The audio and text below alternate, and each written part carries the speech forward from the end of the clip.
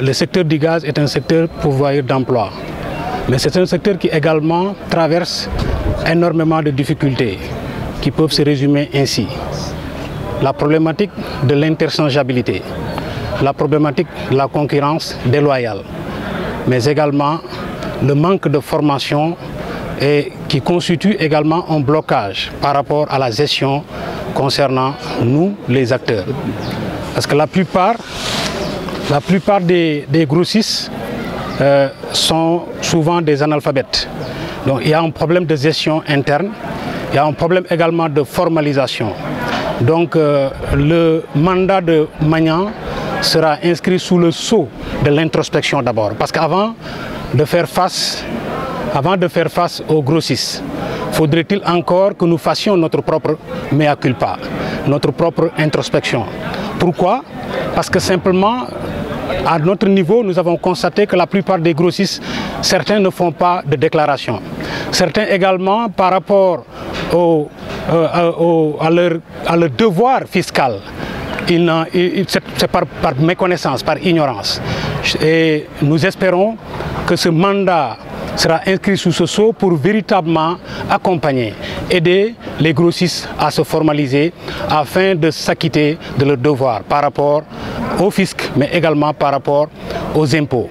Et concernant l'autre problématique que j'ai soulignée sur la question de l'interchangeabilité, l'interchangeabilité c'est quoi? C'est juste l'échange de bouteilles qu'il y a entre le consommateur et le point de vente, c'est-à-dire le boutiquier, le grossiste et les marketeurs. Le consommateur, aujourd'hui, le constat, c'est quoi? Quand un consommateur a une bouteille, parfois il se présente devant un point de vente, c'est-à-dire devant une boutique, pour acheter du gaz. Qu'est-ce qui se passe? Souvent, on lui refuse, c'est-à-dire on refuse catégoriquement de lui vendre, soit disant je ne prends pas cette marque. Ce qui pose un problème par rapport aux consommateurs, parce que nous sommes tous censés savoir que le gaz est un produit social. Donc l'État a investi, l'État accompagne en faisant beaucoup d'investissements, et d'ailleurs sur le plan impôt, le gaz, il n'y a pas d'impôt, d'imposition. Donc c'est juste pour montrer le caractère souverain du gaz. Mais nous avons constaté qu'aujourd'hui, ce qui se passe, le consommateur, il est pris en otage, le grossiste, il est pris en otage simplement par le bon vouloir de simples marketeurs. Et comme il le dit, il y a certains marketeurs qui aujourd'hui exigent à leurs grossistes de faire des échanges à 100%, c'est-à-dire quand vous avez des bouteilles, s'il y a des bouteilles concurrentes, on vous oblige à échanger tout votre stock outils afin de le remonter. Or, il y a un arrêté qui a été signé déjà par deux ministères, le ministère du Commerce et le ministère du Pétrole, qui ont déjà défini, c'est-à-dire qui ont déjà réglé ce problème. Mais malgré la signature de cet arrêté, certains marketeurs continuent à faire du dilatoire. Je pense qu'à ce niveau, l'État en tout cas est prêt à accompagner le secteur du gaz, parce que l'État a confié au cabinet Mazars pour voir tout le secteur de l'hydrocarbure, particulièrement le gaz. Mais après étude, le cabinet Mazars s'est rendu compte qu'en fait aujourd'hui il y a nécessité de réguler notre secteur, il y a nécessité d'assainir le secteur, parce que le secteur est gangréné de plusieurs difficultés, comme je l'ai cité tantôt. Donc la problématique de l'interchangeabilité, malgré la présence d'un arrêté, on continue à faire du dilatoire. C'est un problème que le nouveau bureau compte prendre en question. Par rapport à la concurrence déloyale, comme il vient de le dire, aujourd'hui nous avons constaté que la plupart de ces marketeurs font, c'est-à-dire parce que dans la chaîne de commercialisation, il y a 3 niveaux de commercialisation. Il y a ce qu'on appelle les distributeurs. Ensuite, il y a ce qu'on appelle les grossistes, et le maillon le plus faible, c'est les points de vente, c'est-à-dire les boutiquiers.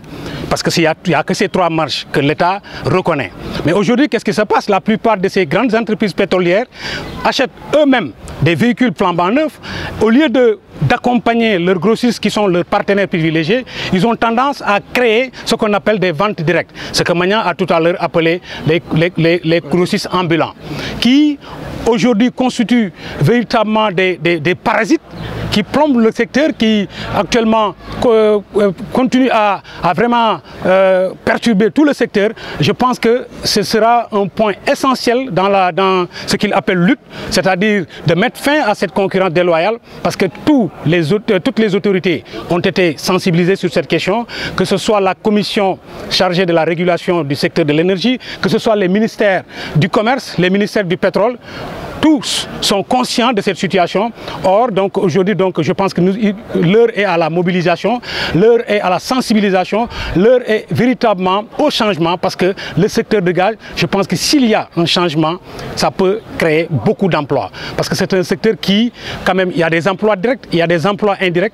Donc, si l'État accompagne, et comme nous avons quand même au bénéfice du doute par rapport à la nouvelle donne, le Jubel et le Jubanti, je pense que nous avons besoin de l'accompagnement de l'État, mais également nous devons nous inscrire pour un avenir meilleur, parce que le secteur du gaz peut créer des emplois, peut véritablement aider l'État dans le sens vraiment de l'employabilité des jeunes. J'ai fait tous les postes quand j'étais en service. Quand j'ai pris ma retraite en 2015, le marketeur m'a confié 2 dépôts. Donc présentement, je fais partie des 150 grossistes du Sénégal qui se sont réunis ici pour renouveler leur bureau et pour faire face aux difficultés qui nous assaillent. Les difficultés qui nous assaillent, on signe un contrat avec un marketeur. Premièrement, le marketeur ne respecte pas le contrat. Il y a 1 an, il y avait une rupture de gaz. On a approché l'État au temps de Assome Diatta, ils ont signé un arrêté interministériel d'interchangeabilité. Cet arrêté-là, dans le pays, il y a 6 marketeurs et il y a 2 plus précisément, qui n'appliquent pas cet arrêté-là. Et ils tuent les grossistes. Tu viens en premier lieu, on te donne 1000, tu le mets dans le marché, tu récupères 300 concurrents. Le marketeur ne veut pas prendre les concurrents, il te livre 700. Tu le remets dans le marché, tu te retrouves avec 200. Finalement, tu ne vas plus travailler et tu as des charges à accomplir. Donc, ça c'est un problème. L'autre problème, les bouteilles de gaz sont des bouteilles qu'on ne vend pas. J'interpelle le ministre du Commerce parce que c'est des bouteilles qu'on ne commercialise pas. C'est des bouteilles qu'on consigne. Tu consignes des bouteilles, si tu as fini ton travail, tu le retournes, on te donne ton argent. Maintenant, depuis 2000, il y a des lobbies qui sont dedans, qui ont des magasins à Tcharoy, à Koloban. Vous parcourez dans les rues, vous trouvez des bouteilles à vendre. Et c'est ça le problème. Étant donné que le prix de la bouteille est moins qu'au Sénégal, les pays limitrophes, la Mauritanie, Guinée-Bissau, Mali, ils s'alimentent ici. Donc ça, on va demander à l'État de revenir à la norme, sinon on va augmenter la consignation. Parce que la bouteille 6 kg se consigne à 6 000 francs, c'est le prix homologué. Hein? Mais tout consommateur qui veut acheter une bouteille, il va le payer à 15 000 ou bien 12 000 francs. Donc il faut qu'on demande à l'État, parce que c'est de l'économie qui s'envole. Donc il y a beaucoup de problèmes qu'on va essayer de régler. Donc on va démarrer le chantier à partir d'aujourd'hui. Secteur pourvoyeur d'emploi, parce que on va faire l'état des lieux, on va interroger tous les grossistes pour savoir leur personnel, et on va mais normalement ça doit avoisiner entre 4 000 ou 3 000.